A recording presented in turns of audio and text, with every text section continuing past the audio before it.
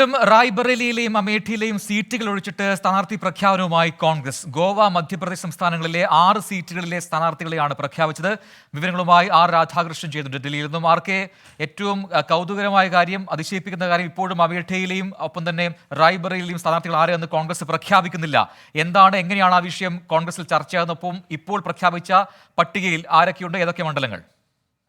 പുതിയ ലിസ്റ്റിലും പ്രജൻ സൂചിപ്പിച്ചതുപോലെ അമേഠിയുടെയും റായ്ബറേലിയുടെയും കാര്യത്തിൽ കോൺഗ്രസിന് മൗനമാണ് ഉള്ളത്.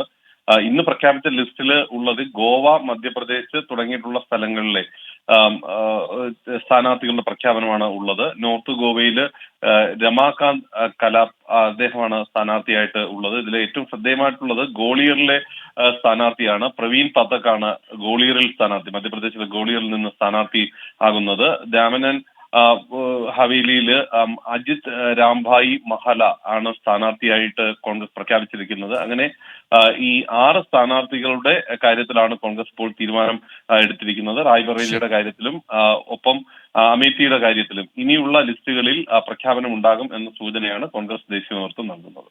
രാധാകൃഷ്ണനാണ് ഡൽഹിയിൽ നിന്ന് വിശദാംശങ്ങൾ നൽകിയത്.